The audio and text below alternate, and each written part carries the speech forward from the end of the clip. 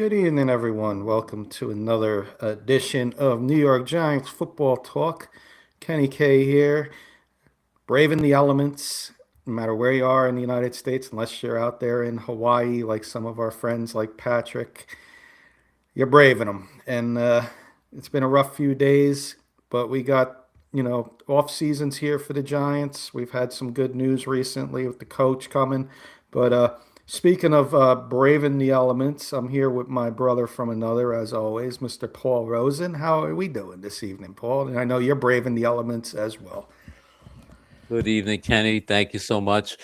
Good evening, everybody. Yeah, it's a wee bit cold and freezing, and just want to send out everybody stay safe. I know so many people don't have power still. Hang in there.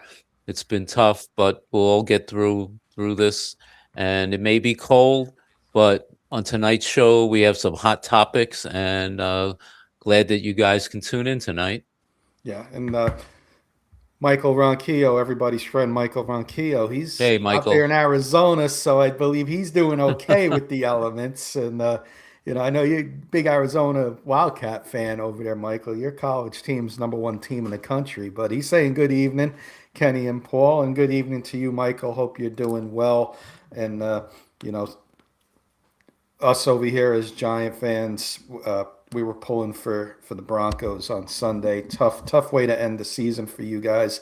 Michael's a Bronco fan, but you'll be back and stronger than ever. Teams bounce back from this usually in a good way. So, but I'm ready to get started, Paul, if you are, and I'm going to pass Yep. it to you. You're going to run the order of the agenda tonight. So let's just switch spots Okay. there, and we'll get the ball rolling, the show rolling, I So should say. we have some good topics tonight.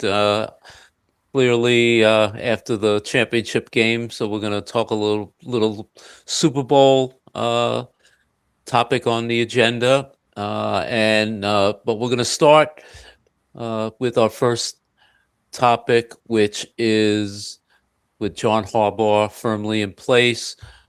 He's starting to fill out his coaching staff, and one of the key hires that he did last week was to bring in the new defensive coordinator, Denard Wilson, and we'll talk a little bit about Denard, but you know, a lot of times coaches bring in guys that they've worked with in the past, and this was a situation with John Harbaugh and Denard, who had worked with him on the Ravens staff in 2023. Uh, he went and became the defensive coordinator for the Titans for the last 2 years. And ironically, and I'm sure you know this, Kenny, he had interviewed with the Giants in 2024 to become their defensive coordinator. But of course, ironically, the Giants selected Shane Bowen as the defensive coordinator instead of him. But here we are 2 years later. He will now be the defensive coordinator. And he has a pretty interesting background. He's coached throughout the league with the Jets, with the Eagles. With the Eagles, he was part of the team that made the coaching staff, the Eagles, the number one passing defense in the NFL. So he comes with pretty good background experience. Uh, Loves the physical, hard nosed kind of player. Doesn't want soft players. And when I heard that, Kenny, my first reaction was, your guy Deontay Banks better toughen up because he may not be long for this team if that's the kind of personality that he's going to show to Mr. Wilson. So, um, you know, it looks like he likes to play zone defense also, but I'm sure once he gets to know a lot of the players on the Giant defense, he'll start to accommodate what the Giant players can do and utilize their strengths to help the defense get much better. Because as we saw, and needless to say. We don't have to remind ourselves, but we had too many defensive collapses in the fourth quarter, and clearly that it will not happen and not be tolerated again next year. No, and What are your thoughts? yeah, real quick, just say hello to Graham. Graham celebrated a birthday Graham. Monday, so let's say happy Yeah. birthday to him Happy on the birthday air here, again, Paul. Graham. Since we're going to be back next week with K and K, we won't get a chance to Hmm. say happy birthday to him live, so we'll say it Yep. here. Happy birthday to you, Graham. Belated. It was yesterday. Hope you had a good one. And Sharon's saying hello, and then she has a question, but we'll get to that as soon as we're done with Denard Wilson. Okay. Sharon, Hey, Sharon. I hope you're doing well too out there in Congratulations on your new coach too. yeah, that's her question. So we'll get to that in a second. Okay. We'll jump off agenda for a second to answer a question in a minute. But I like the hire, Paul. I like it a lot because he's with Harbaugh in Baltimore, so he knows, John Harbaugh knows him. Ravens defense was always good, and where they were good was in the secondary. Ravens always had a good secondary. Marlon Humphrey, and he's still there in Baltimore, and he might be a name to watch for the Giants now that Denard Wilson's here. He may, see if he gets released or maybe he becomes a free agent and the Giants can swoop him up.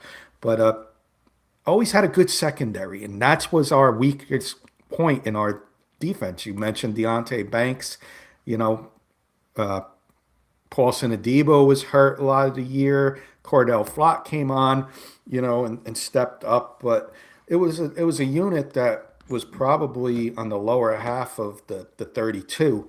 And I think with Denard Wilson there, I think we'll improve big time in the secondary, and then the other two levels, the we know what we got with our edge rushers and our defensive line, and maybe we improve a little bit on linebackers. So I love the hire. I think it's going to be an Mhm. aggressive defense.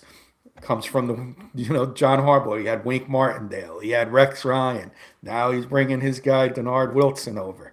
I'm excited. I'm very excited about it, and I think the Giants made the right hire, and I think we're going to have a really good defense next year and a disciplined defense. Yeah, I can't disagree with anything so far. John Harbaugh has instituted. You got to give him all the benefit of the doubt coming already and making some changes, especially in the coaching. So I like it. It remains to be seen, but hey, from where we were this past season, it can't be any worse. And in fact, I'm sure it's going to be a lot better. Let's say hello to a good friend. Haven't seen him in a little while. That PA Scratcher guy on YouTube. What's up, PA? How good to Hey, see PA. you. He's saying, thank you, New York Football Giants, for hiring John Harbaugh. PA is a big Steeler fan, so he is happy to see John Harbaugh out. And thoughts on Mike McCarthy? Do you like the Mike McCarthy Yeah. hire there, PA? You got a coach that's going to be around. I'll say that much. But let's get Sharon's question real quick, Paul. She wanted to know, she's not sure about Joe Brady. Do you like the hire? I'll go really quick. I think it's better than Brian Dable. I'm be happy you don't have Brian Dable over there, Sharon, because it would have been a Yeah. circus. And I think you would have realized really quick the circus it would have been if Brian Dable was there. What I like about Sharon, what I like about the hire is it gives, especially Josh Allen, the continuation of having that coach. There's no difference in bringing in some type of other offensive philosophy. I'm sure he'll continue to run the same type of offense that they were utilizing. He'll probably bring in a strong defensive coordinator to run the defense. Joe obviously is a big offensive guy. So let's face it, your best player is Josh Allen. You want to keep him happy. It wouldn't shock me if uh, Pagula went to him and said, "What do you think if we hire Joe Brady as our head coach?" And he probably gave all of his opinion and said, "Absolutely, I like the hire. Let's keep him in the house." So I think he's going to be good overall for them. They do have to make some other changes, but keeping Josh Allen happy. I think was the number one reason they needed to bring promote Joe Brady to head coach. Real quick. Uh, I was actually, it's funny, Michael just commented. I wanted to do this. This is off topic, but he started his career with the New York Giants, Paul. Let's take 2 minutes to mention Bill Belichick, not elected to the Hall of Fame, first ballot. Yeah, What are your thoughts on that? We'll take 2 minutes on I it before we get into the meat yeah, and potatoes. I am just totally shocked. I mean, I saw that late this afternoon, and I'm just, I mean, it's almost like he has this black mark that the NFL. I don't want to say they're what's the word? They're uh, just freezing him out, but it's just amazing how he has gone from being arguably the greatest coach in NFL history to like a pariah now, and I'm just totally blown away that this has happened to him, and I'm not sure why. There's got to be some type of backstory to it, but not to make that cut and not be considered as a first ballot Hall of Famer, arguably one of the top three coaches, if not the top coach, is shocking to me. Shocking to me too, but I bring up two things. And it's sad because that's what you don't know. These people that vote, they hold grudges, like you just said. There's a vendetta against him. And there's two things that come to mind. And the first one, I think some people may be throwing the flag at him, and that's Deflategate when they cheated and did the video and all that. And then the second one, and it involve it, but it would not surprise me, is his lifestyle off the field now. Oh God. I'm just saying, let's be realistic. We see it in baseball. People that should be in the Hall of Fame, not there. What are the other reasons? I can't think of two other reasons. I think maybe the first one, they're penalizing him. Kenny, I'll just throw this name out, and you'll probably agree. If off the field lifestyle was used against somebody that's going to go into the Hall of Fame, Lawrence Taylor would not have made the Hall of Fame.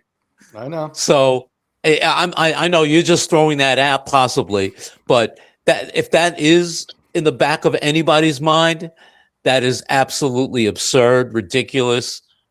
If this wasn't a G-rated show, I would say a few other things. It's ridiculous. I wanted to bring it up. It is ridiculous. I agree. He should be in there. And I want to know. The problem is you don't get to ask these voters, did you leave Belichick off the ballot?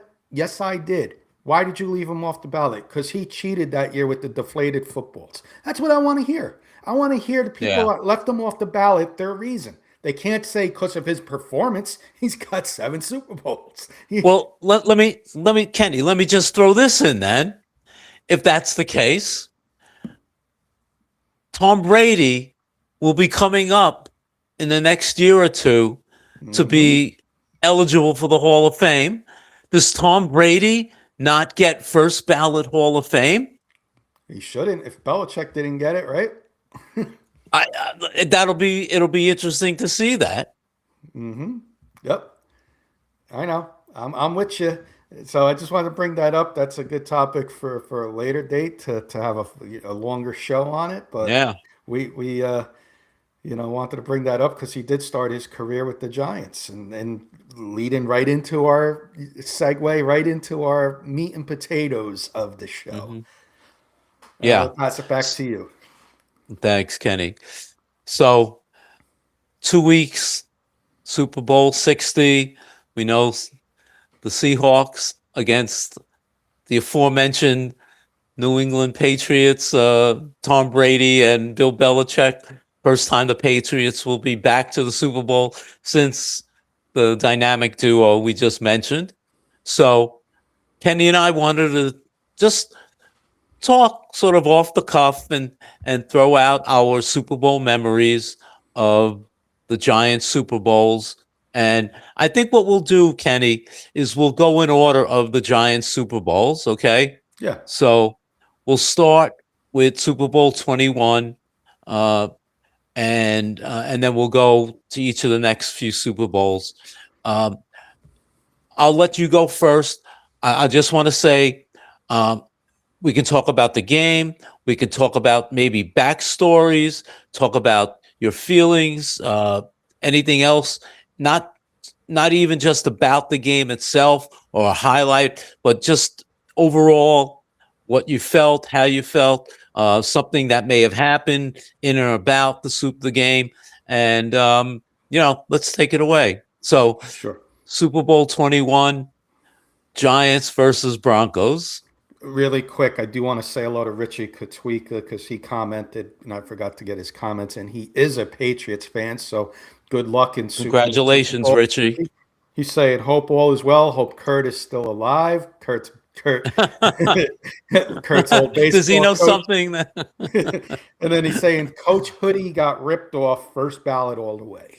Coach Hoodie Yeah. referring to Bill Belichick. I was 11 years old, Paul, so the memories for me are going to be plays. So I'm going to let you have more of the Okay. backstories with Super Bowl 21. But the Okay. first play that comes to mind, and there's two of them that come to mind in Super Bowl 21 for me, because I was 11 years old. The first one was the end zone touchdown catch to Phil McConkey off of Bavaro, where it landed in McConkey's hands, and then him Mhm. jumping up into Bavaro's arms. That was just a moment an Yep. 11-year-old doesn't forget. That was one of the memories I had of that Super Bowl. Mhm. Nice. Nice.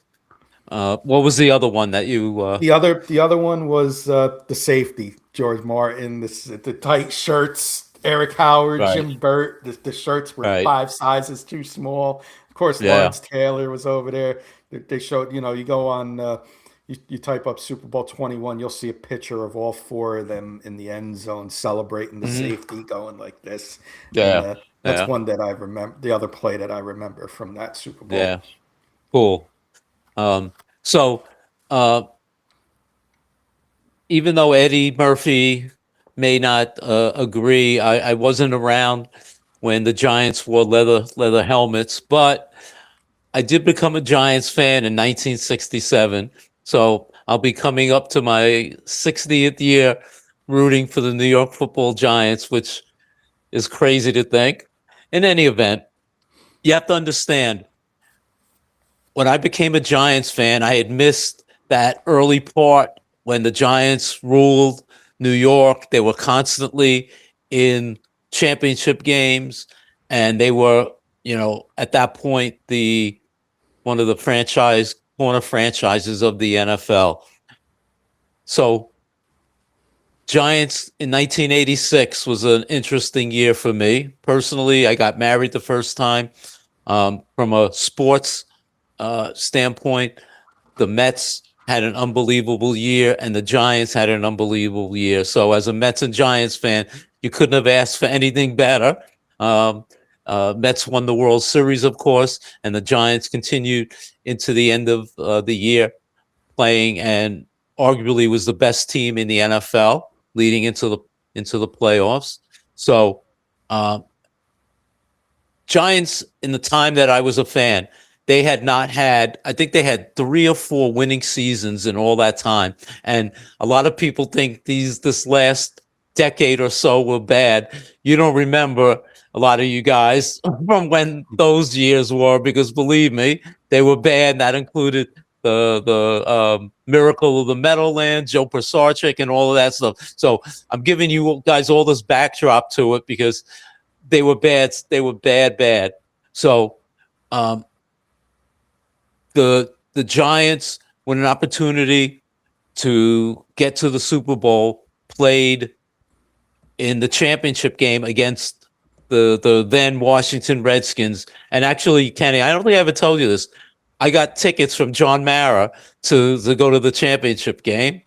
No, I didn't know And that. That's awesome. yeah, so I went with a friend of mine, and I'm sure you've seen videos and stuff. The championship game at Giant Stadium, had to be the windiest day I've ever been to a game, and it was crazy how windy and cold, and the wind was swirling around. It was almost impossible.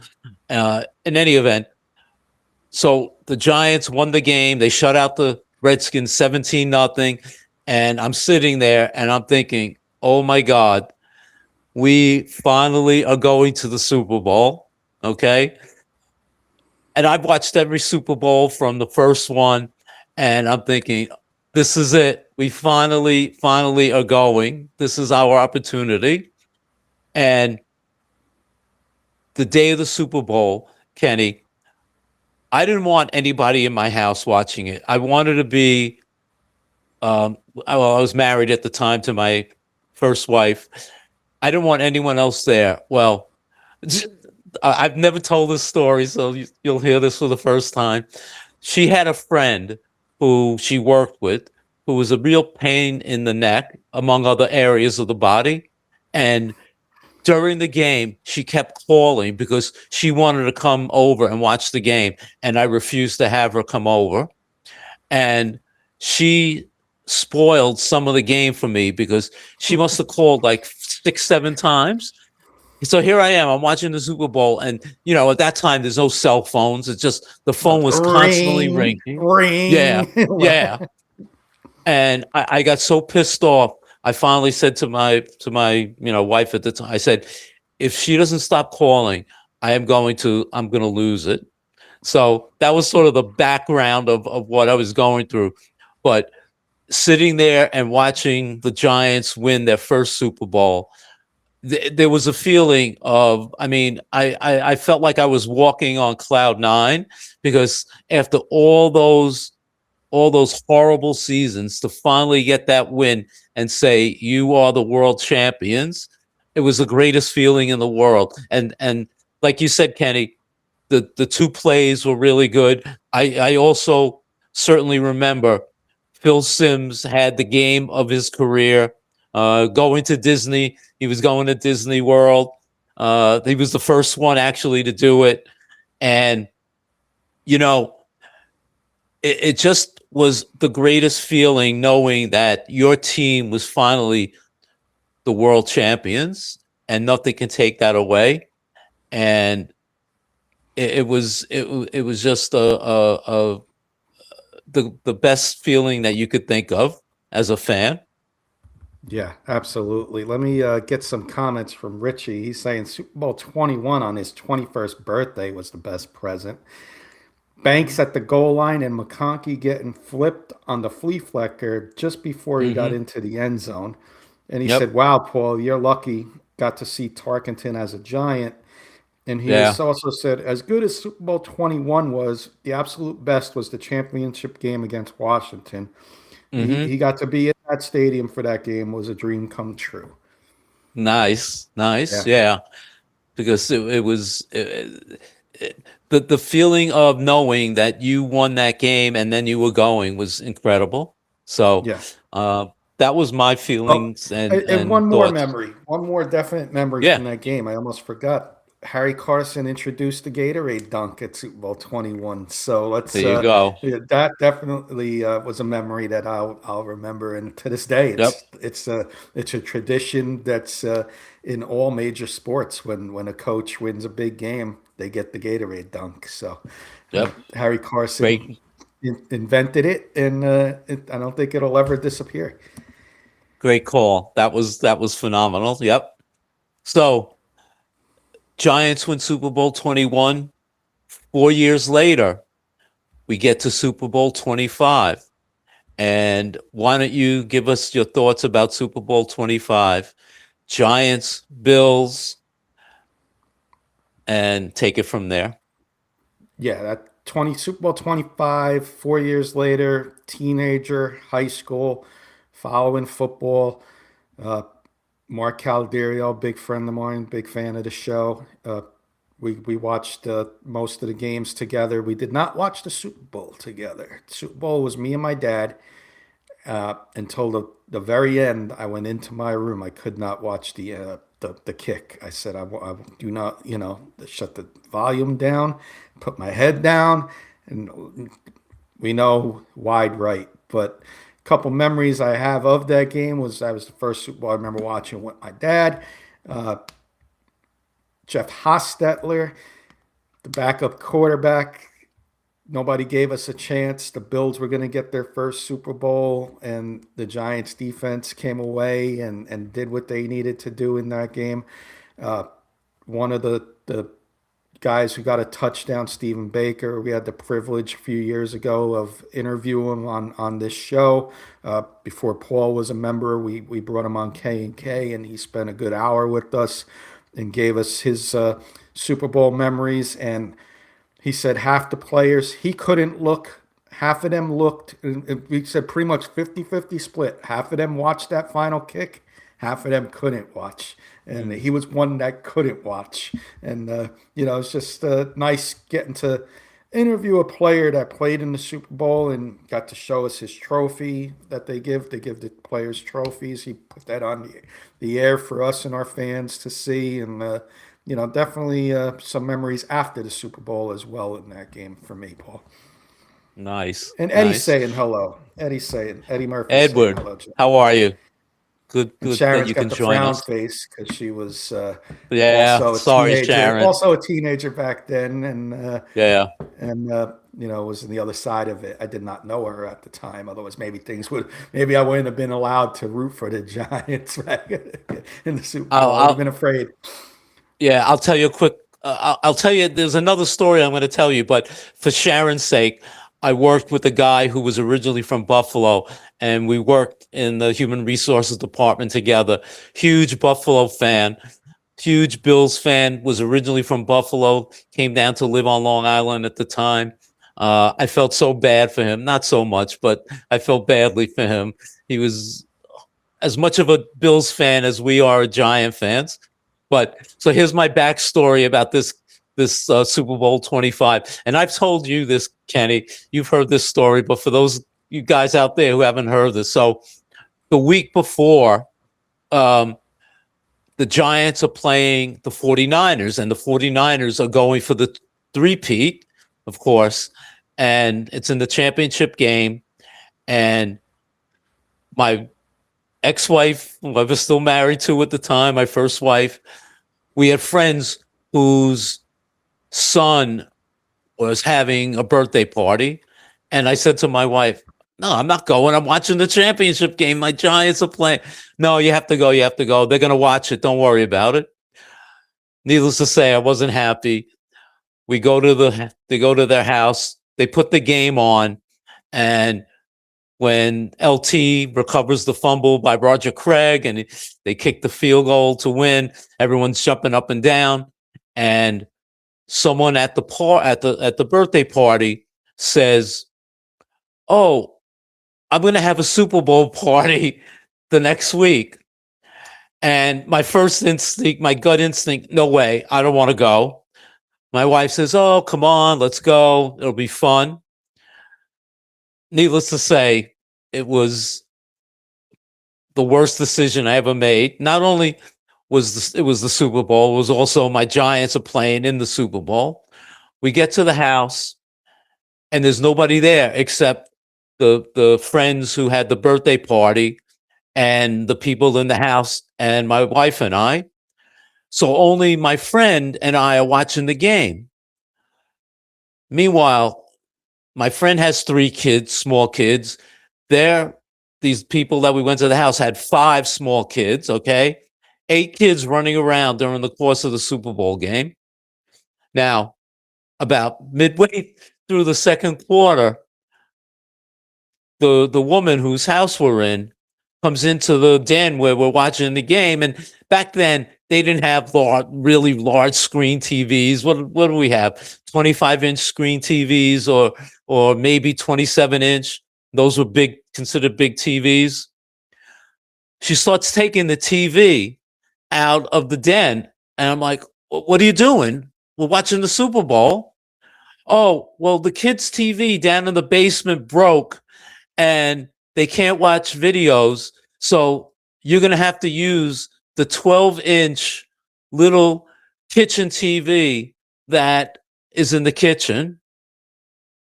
Needless to say, I'm flipping out. I'm like, I do not want to stay here. I want to get the hell out of here. My ex-wife's cousin was in a party with a guy who actually had bought this projection screen, one of the first ones that was being sold. I wanted to go there. Bottom line is, I didn't. I stayed, and I watched the Super Bowl on a stupid little 12-inch screen TV. So, needless to say, I was so aggravated and pissed off about that. The what I do remember, of course, Whitney Houston in the middle of the Gulf War that had started, and the security apparently around Tampa Stadium was incredible. She sang probably the best rendition of the national anthem of all time, and um, the game itself, uh, the Mark Ingram 3rd and 13 play that he had to get the first down, and he wound up getting that first down. OJ Anderson, who was the MVP, had that great run.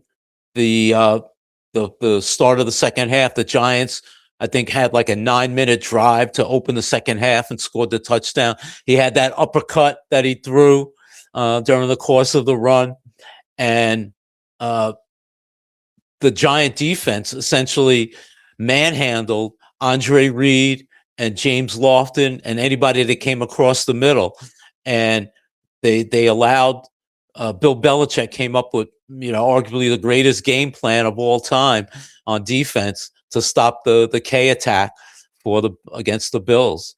And of course, as you mentioned, wide right, which 35 years later, actually, Kenny, tonight, it's 35 years ago tonight, January 27th, 1991. Wow. So here we are, 35 Yeah. years later, talking about it. Let me get some comments. Richie's been to every game. He was at every game from 78 till 2003. Saw the fumble, flipper, Montana getting destroyed by Jim Burt. Some of his memories. Sharon watched the game, wide right. Eddie Murphy saying, been a very dumb week of football. No Belichick in the Hall of Fame. And Sador Sanders voted in the Pro Bowl. I know. He said, you should have told the kids outside, Paul. Yeah, for the kids. Believe me, if it was my house, I probably should have went back to my house, is what I should have done, Eddie. But in any event, all right. So then 10 years go by, and now we get to Super Bowl 35, and probably less said the better regarding this Super Bowl. But Giants, the week before, we were both at the game, or 2 weeks before, we were both at the game. Maybe the greatest home game the Giants have ever played. They manhandled the Vikings 41-0. Didn't give us any chance to win that game, and we destroyed the Vikings both offensively and defensively. And then we come to Super Bowl 35, and the Ravens just clocked us. I mean, arguably maybe the greatest defensive team of all time, but it was not pretty. Wasn't pretty. I don't have any memories of the Super Bowl except watching it at Kurt's house. There was really the only good thing that came out of that was the Dominic Hickson punt return, kick return or punt return. I don't even remember what it was, to be honest with you. It was a special teams touchdown. But I'll just mention I know we're doing Super Bowl memories, but I do want to bring a memory back that's dear to my heart, and that's Sharon's brother Jim. May he rest in peace. We were at the Giants game. That's who we went to the game with, and our friend Randy worked at, which was then called Tower Records, and Tower Records had a Ticketmaster outlet. Randy had to open the store up at 8 a.m. and there'd be a line around the block. Well, Jim and I gave Randy money to get us the tickets first before he opened up the door. We had front row mezzanine in the end zone. and I was on Jim's shoulders halfway through the game, and everybody was having a good old time, and just a memory I'll have of her brother uh, to the day day I die. And thank you, Jim, and I know you're looking down and watching over all of us. So appreciate that memory of that game before that. And unfortunately, we used all our points the week before, Paul, in that game. Yeah. Because we Yeah. didn't have any for the Super Bowl. No. Not a good game. Kerry Collins was awful, but give credit to the Ravens defense. I mean, they were phenomenal. They deserved it. Uh, I've always said you're going to lose a game, you might as well lose 35 or 38-7. I don't even remember what the final score was, rather than 20-19, because then you're crying over every little play, call, penalty. You kill yourself. So you lose like that, the game's over. But Real quick, Paul, I do want to say hello to Kurt. I know he's talking about the yeah, Broncos, but let's say hello to Kurt because Kurt's been under the hey weather. Hope Kurt, you're feeling better, Kurt. feel Boys, better, Kurt. Get if better. Knicks plays, we win by 3 touchdowns. Well, injuries do happen. We win whole thing next year, boys. Broncos going offensive weapon shopping. Feel better, my friend. That was a Yeah. tough one, Kurt. That was a tough one, but you'll be back next year in the AFC hunt for sure. All right. So let's move on. And Super Bowl 42, undefeated Patriots versus the New York Football Giants. Nobody gave the Giants a chance to win this game. Very few did. And why don't you talk about that game? The road that led to it barely getting in, lost to the Patriots at the end of the season. That gave them their undefeated regular season. This was the one game I went to a Super Bowl party, and I'll never forget. Couldn't believe that it was happening, and uh, of course the plays, which I'll let you get into because you were at the game, but the plays that led to it, and the players, just the heart of the team. When I look at all the Super Bowls, I think this is my most memorable one because we were the big underdog in this one, and we ruined the undefeated season for the Patriots and kept the Miami Dolphins as the only undefeated team in history. So, of course, Eli Manning, David Tyree, Manningham, Justin Tuck, Strahan. You could just go on and on with the players in that game. Ahmad Bradshaw, Jacobs. Uh, you can't take anything away from these guys. So I'm going to let you pass it to you because I know you got some good stories on this Super Bowl. Yeah, thanks, Kenny. Um, so, like you mentioned, um, the Giants had lost to the Patriots that last game of the year. At that time, I still had tickets and I was going, and I sat there. And at one point, the Giants were up by, I think, 14 or 17 points in that game. I forget. Patriots came back, went ahead, but I said, we can beat this team, or we can play with this team. I didn't say we could beat them. We could play with this team. And Giants go down to Tampa. I went to Tampa to watch the game, and they beat the Bucks. And we're sitting there after the game ended, and I said, you know what? Why can't we beat Dallas? We always play Dallas tough. There's no reason why we can't beat Dallas. We're not intimidated by them. We go down to Dallas, and sure enough, we beat the Cowboys. And of course, then the one of the all-time great, the probably the second coldest game in football history.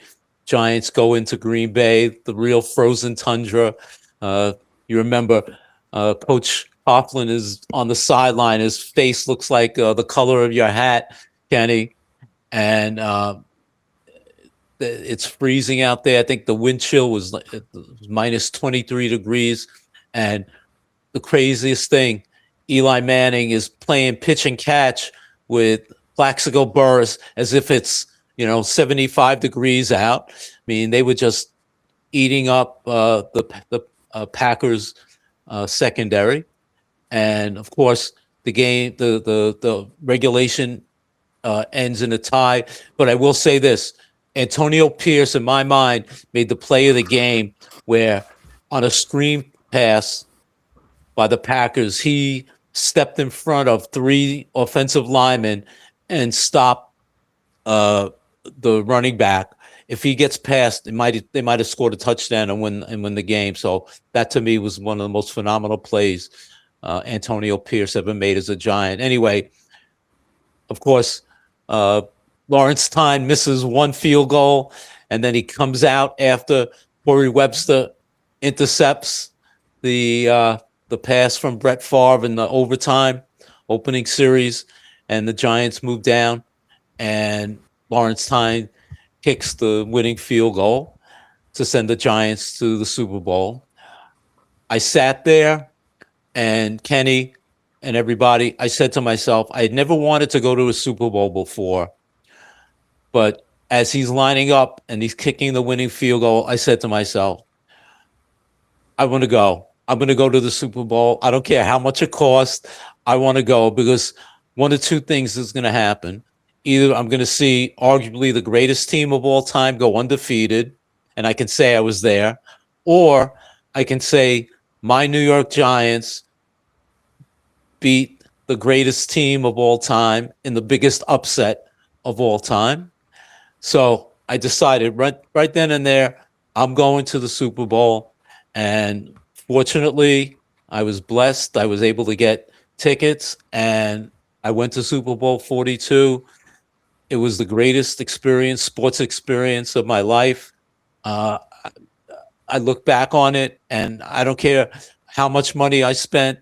You can't make up what memories and what that meant as a Giants fan to have been there and watch that. The funny thing is, and I've told you this, Kenny, I think on air, where I was sitting, I was in the corner of the end zone on the other side of the end zone that Plaxico caught the winning touchdown.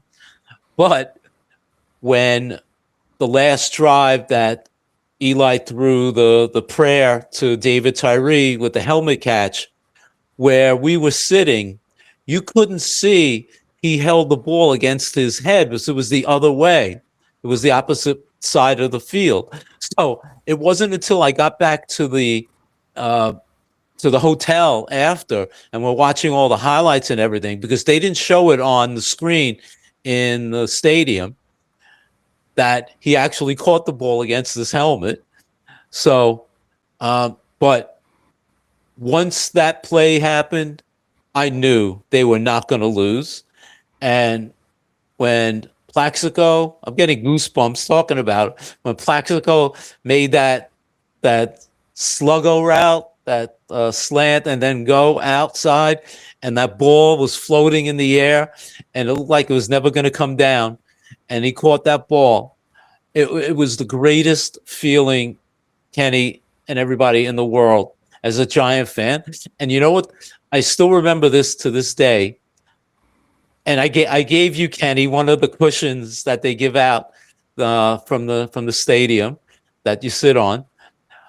I remember that once the stadium emptied, and it was pretty much, I would say, 2/3 Giant fans and 1/3 Patriot fans. But it was the greatest feeling because the Patriot fans left, and the whole stadium just was all Giant fans. The Patriot fans didn't stay to see the award ceremony, the Super Bowl award ceremony, and it was the greatest with the confetti coming down. You couldn't have asked for a better feeling, and to walk back to the bus to be world champions in that situation, was to say you were there, was just unreal. It was the greatest sports moment in my life. That's incredible and a memory you'll never forget for sure. That's amazing. I agree. Uh, Eddie Murphy, the best thing Tom Coughlin did was have everyone play in that week 17 that pumped them up for the rest of the playoffs. And a lot of these Great coaches point, today, Eddie. look, Jim Harbaugh said everybody against the Broncos in the final week. They go into New England, and I'm not saying that things would have been different if the starters played week 17, but they came out flat. You know, some coaches play everybody, some don't. Mhm. I like the playing everybody who's healthy. If you're healthy, you play.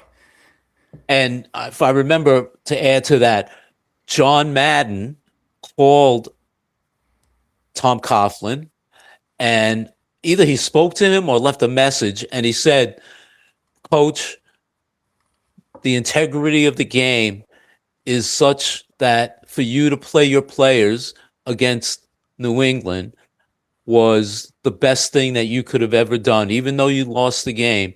The fact that you put the integrity of the NFL there to try your best to beat them and not let them walk over you to win, to be undefeated, was something that was really, really important to John Madden. And I remember him making that call to Coach Coughlin. For sure. All right. So then Super Bowl 46, 4 short years later. Seems like the Giants have a pattern. Every 4 years they win, and then 4 years later they get into another Super Bowl. But 4 years later, here we go again. Giants versus Patriots, Super Bowl 46, Kenny. My first year down here in Maryland, got to watch it with my cousin, who's a Giants fan, and her husband, who's a Commanders fan, and in Commanders country down here. My first year down here, and it was fun watching it with some Commanders fans. You know, they were rooting for the Patriots, so it was, you know, it wasn't all rooting for the Giants. So it was a nice little fun game to watch. But a couple of the players I remember in this, of course, Justin Tuck, 2 sacks in that game, big sacks, not just 2 sacks, 2 huge sacks. Chase Blackburn's interception was huge in this game. Hakeem Nicks, he had I think 10 or 11 catches for over 100 yards. Ahmad Bradshaw though is the one that gets me because when he was running and then he falls into the end zone trying to stop his momentum at the end of the game. All he had to do was fall down at the 1 yard line and the game's over. But instead we go up four and give the Patriots a chance. They moved the ball a little bit, but in the end, we got them at the end at the 21-17 final score, and Yeah. Eli 2, Brady 0. So those are my little memories on that game. Again, first year transition down here. You know, a lot of different things going on in my life. I got to watch the game, enjoy the game, but as opposed to memories, probably would be the fourth out of the four Super Bowls for me on things I remember. Mm. This was my first Super Bowl with Luby, and she really didn't know football as well as she knows now. So the idea that we had just met and a year later they got into the Super Bowl and became champions was special for me. That's number one. Number two, I felt the Giants, um, not based on record, but I think this was the year, even though I don't think they were favored in the Super Bowl. I thought they were better than the Patriots. I was confident the way the Giants were playing. They beat they totally slaughtered the Falcons. And then if you remember, Kenny, they went out to San Francisco, and I think, in my opinion, that was the greatest game Eli ever played because the weather conditions were bad and the 49er defense was unbelievably tough. You remember, I mean, he must have got hit 25 times. I'm exaggerating. He must have got hit 25 times in that championship game. I mean, at one time his helmet he was looking through the hole of the side of his helmet. That's how hard he got hit. And no matter how hard they hit him, he would get up and just produce. And they wound up going into overtime again and winning by a Lawrence Tynes overtime kick. Sound familiar? 4 years later to go to the Super Bowl. And I felt the Giant defense was really going to be good against the Patriots. And as you said, Justin Tuck could have been the MVP, 2 sacks, 2 big sacks. And obviously, close game. Giants, like you indicated, came down. They weren't sure, should we score or should we, sit on it and then kick a field goal to win it? Bradshaw teeter-tottered near the goal and then went in. But the beginning of that drive, you can argue one of the greatest Super Bowl plays of all time, near the goal line.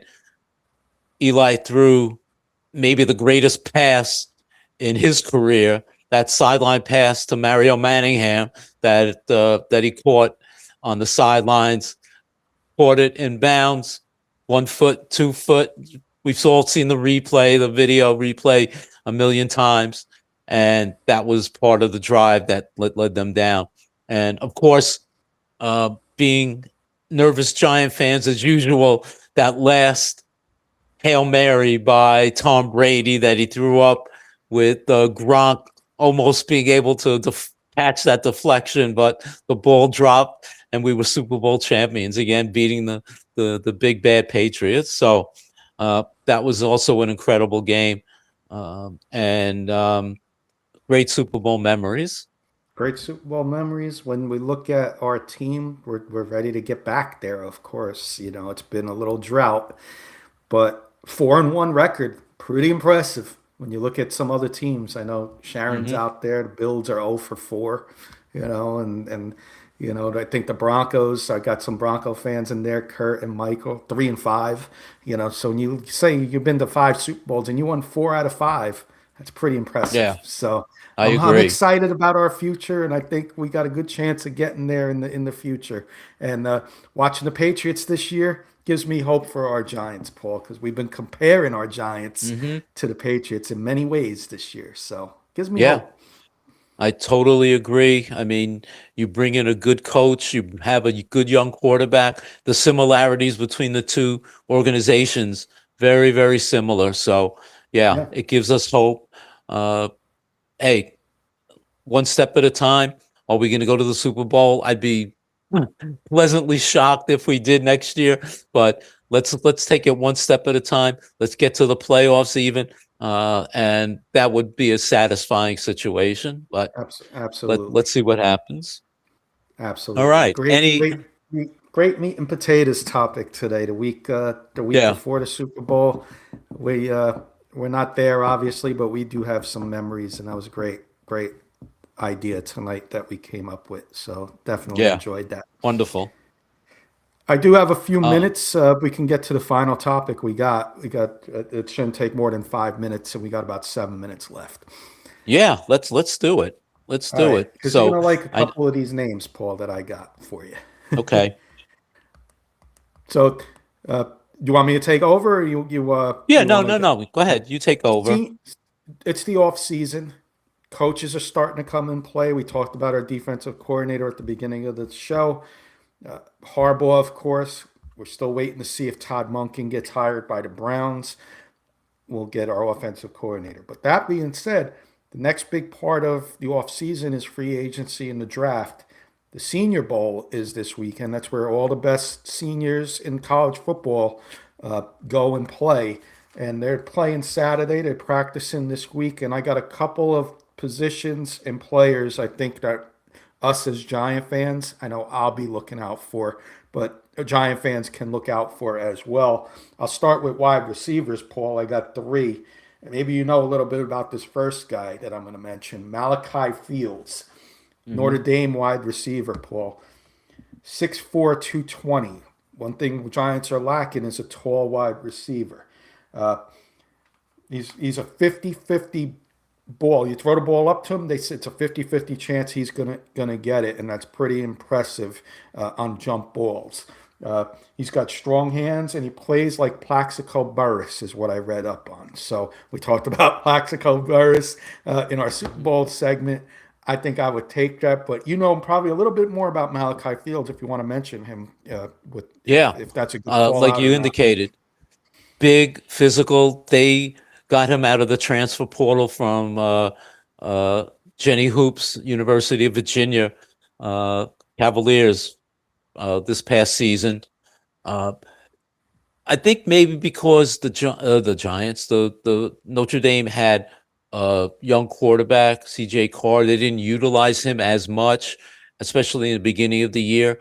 But the guy is imposing, just a big physical guy, tough, competitive. Like you said, 50-50 ball. I'll give you a comp who he reminds me of. DK Metcalf would be my comp for him. Okay. Nice.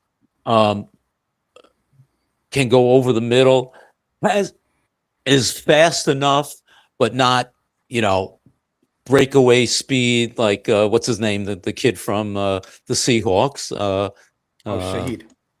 yeah, not that kind of speed, but fast enough, football speed. But in terms of red zone kind of receiver, he'd be perfect. Um, you guys may know Daniel Jeremiah, who works for NFL Network. He's like the Mel Kiper of NFL Network. He rates Malachi Fields as his 45th best prospect. So that's pretty high in terms of prospects, about the middle of the second round. So with a lot of receivers, good receivers coming out, that's a pretty good review for him. Yeah, absolutely. I got two more, Paul, and then if you want to add anything to these two guys, the other two wide receivers that I'm going to be looking out for is Harrison Wallace. I saw him in the playoffs, the old Miss wide receiver. Uh, his scouting report: smooth hands and runs after the catch. And if you watch some film on him in the playoffs, he was definitely a guy that Trinidad Chambliss was looking for quite often in the playoffs. The second one, I love this guy, and Can I quickly yeah, just ask you about Wallace? yeah. Chances are he probably played with Jackson Dart at Ole Miss. Oh, yeah, that's a good point. I got to look into it and see if he transferred over or not. I'll look into that, but Right. that's a good call out. Okay. And the other guy I wanted to mention was Elijah Surratt. Elijah Surratt, Indiana, 15 touchdowns for the national champions. Mendoza had 41, so a third of his touchdowns to Elijah Surratt. A, Mm, winner. B, knack for the end zone. I'm all mm, about that on a day two pick. Elijah Surratt, if we pass up on wide receiver at pick five. Thoughts right. on Elijah Surratt? Yeah, I mean, I saw him in the playoffs. Didn't see a lot of him during the regular season, but clearly big size. I he seemed to be the guy that go over the middle, catch slants, and tough big guy. Not sure about his speed, but listen, to be that productive for the national champions, hey, that says something about him. I want to give a shout out to a family member watching down in your neck of the woods there, Paul, in the Toms River area. My cousins Hmm. Kerry and Greg watching, saying hello to us. Hope Hey all's guys. well out there. Paul's nearby in the Toms River area, so uh, next time I come up, I'll give you guys a visit, and we'll maybe we can get together and have lunch or dinner somewhere. Love to see you guys. I got a couple linebackers, Paul, and then we'll wrap it up with secondary, and because we're Okay. getting close to the end here. I got two linebackers. First one I love, and let's be honest, Micah McFadden hurt. Bobby Okereke, we don't know if he's coming back. He's a free agent. Linebacker could be a need for the Giants in the draft. And one that I like that I'm keeping an eye out for uh, is Jacob Rodriguez, the Texas Tech linebacker. He was sixth in voting in the Heisman Trophy vote, and he had seven forced fumbles and four INTs for the Texas Tech Red Raiders. They say his size might not be the best for NFL, so he's got to have a big Senior Bowl to impress some teams. I'm looking for him to impress because I'm not worried about the size. If I can get a guy who can cover and force fumbles like that, Paul, sign me up on a day two pick for sure. Jacob Rodriguez.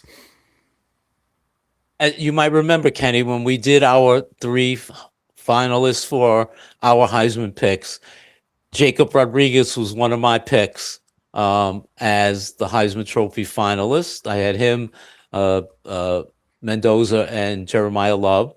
And yeah, I mean, you look at his his statistics, he led the Texas Tech defense, one of the best defenses in the nation this past year. Don't look at his physique. What I call he's just a football player. You know who he reminds me of? I said it then and I'll say it now again, Kenny. He reminds me of Cam Scatterbull in the sense of, don't look at Cam Scatterbull in terms of the way his physique is. Yep. Scatterbull's a football player. This guy is a football player. Whoever gets this guy, I'm telling you, I said it then and I'll say it now that you brought him up. He's going to be a starter and a star in the NFL. And yeah, I think so too. And the second one I got is a similar sized linebacker out of Pitt, sleeper prospect Kyle Lewis, uh, spelled Louis, 6'1", 220. Scouting report on him is he sheds second level blocks efficiently. So I think that'd be key in the run stop, which we Mm-hmm. were lacking last year. Let's be honest. Give me a run stopper at linebacker. This could be a sleeper prospect, maybe a middle round, fourth, fifth round guy. That could be a sneaky pick. Mm-hmm. Don't know much about him, I'll be honest, Kenny, but I'll certainly read up on him. And then a couple corners that are in the. I didn't do any safeties because I would, I change my mind every week. If we were doing a mock draft, I would have the Giants selecting Caleb Downs on this mock draft. But so I didn't put any safeties in because maybe Caleb Downs becomes a New York Giant. But I do have a couple corners. The first one out of Tennessee, Colton Hood, projected first round pick, early second round. That's where the Giants are picking in the second round, early. Uh, Known for his press man coverage. So I could see Denard Wilson getting, if not Caleb Downs at 5, I could see them rewarding Denard Wilson with a corner in the second round. And it could be in the likes of Colton Hood out of Tennessee if he's there. Mm-hmm.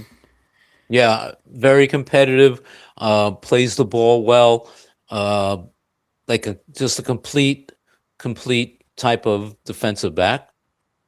And then the last one, this is a hard name to pronounce. And this is a John Harbaugh style of corner, large physique, tall and lanky. Ephesian Prysock. If I'm saying that wrong, Ephesian Prysock, apologize if I'm butchering your name. It could be a dark horse pick for the Giants because of his size. He's got that long corner, and that's John Harbaugh's style of corners. Marlon Humphrey. So he's projected to be a late day 2 pick, an early day 3 pick. Maybe that's somewhere the Giants look for some depth in the secondary as well. Kenny, what school did he go? Did he come Washington. from? Washington. Washington. Played Okay. in the Big Ten. So big Okay. schools, you know, I like the talent there. So played against some good talent on the opposite side. Oregon, your Michigans, Ohio State's receivers. So he played against good talent. So a name to watch for sure. There's a couple names I got to look if you want to watch the Senior Bowl. Some added excitement to watch it, give you a reason to watch it. Some names, in our opinions, that we think could be, for the Giants. And keep in mind, I didn't mention this, Joe Shane has really drafted heavy in the Senior Bowl from the players that played in the Senior Bowl. So I expect him and John Harbaugh to be there with some scouts.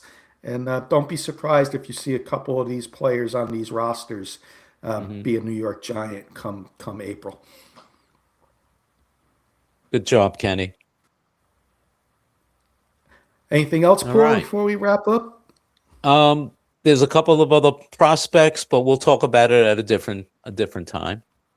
I think we're getting close to. Actually, we're Yeah, over. we're about ready to So wrap it up, Paul. We'll be yeah. back next week with another exciting episode. I'll go first, and I'll give you the final thoughts. Thank you, everybody, for tuning in. Good to see some usual friends, some old friends, some family. Uh, you know, braving the elements. It's been cold. It's been icy. Uh, you know, yeah, our Giants are here for the off season, but the future's bright. We'll enjoy the Super Bowl next week. in 2 weeks, I should say. Of course, we wish our team was there, but we'll be there soon. And great to do the memories with you, Paul, and everybody along the way. Thank you again, and I'll see everybody next week. And I'll give Paul the final words, as always. Thank you, Kenny. Thanks, everybody. We always do these shows because we love to do them, but because you guys are out there, questions, comments, we love them. So stay safe, as Kenny said. Be well. Take it easy out there with the ice, the snow, the bad weather, and everything. We'll see you guys next week. We'll have a pre-Super Bowl show next week for you guys. Hope you'll tune in. And again, thank you all for tuning in tonight.